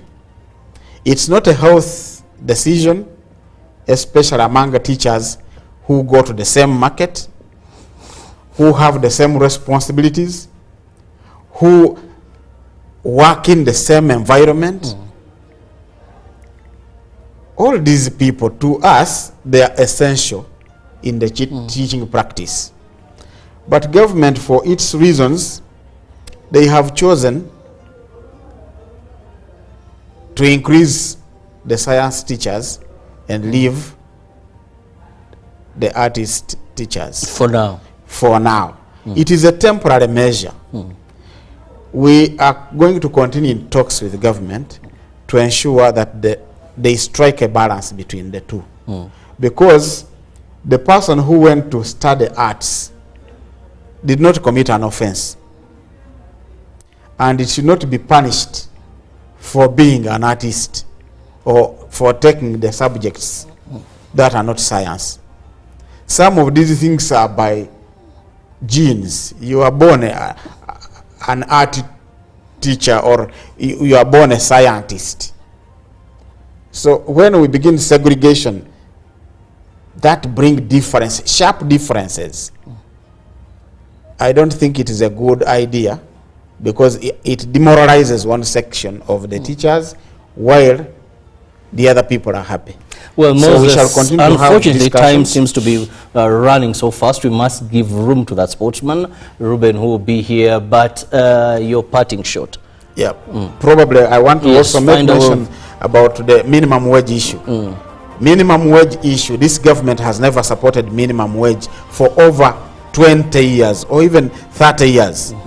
Minimum wage matter has been discussed. Very many studies have been undertaken by the union and also employers. We have reached very many positions and written joint position paper between NOTU and Federation of Uganda Employers, but the government has been adamant. So it is our duty as all workers in Uganda to stand up and demand for minimum wage. Not only using unions, minimum wage is a matter of law. And the law is determined by parliament. Every Ugandan has an MP you elect. So I want to encourage all Ugandans to demand minimum wage from all the MPs across the country, so that we make it a topical matter once again. If you leave it to only trade unions, sometimes we shall get into issues. So we want to be joined by everybody, because it affects even the person who is a parent to this girl who is serving as a maid in somebody's home. So it's a matter that affects every Ugandan. You are either having a maid in your house, or you have ever supplied a maid. We have these people who are also going to other countries. So when we don't determine these principal things in time, we all get the effects of the problem of having no minimum wage in Uganda. So I want to encourage workers first and foremost to join unions. There are different unions sector by sector. If you are working, the only thing you have to do is identify a union within your sector where you work and get to become a member of this union, so that you fight from within and don't only expect other people to fight for you. Two is all of us should always join hands and be positive when it comes to issues of national concern. Minimum wage is a national concern, and I want to encourage ourselves to push it using the MPs who we elected to go to parliament, so that they make it a topical issue, and we shall follow up from that. Well, I just want to thank you so much, Moses Mauku, for having phone time, and our viewers. There are quite a number of messages coming in here regarding workers' representation, and there's so much that you're talking about. We hope come next year we shall have Moses and have more regarding workers' rights and how to become members of the union. I'll leave you with Ruben. Is here to take you through sports updates. See you in the next hour. Good morning. Thank you.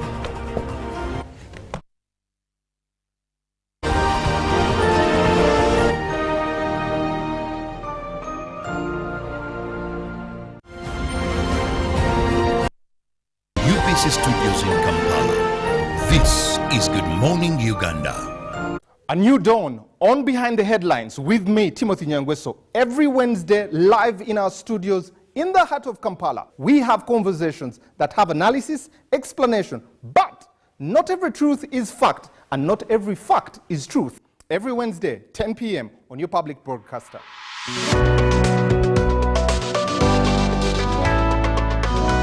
All on your public broadcaster. UBC, inspiring Uganda.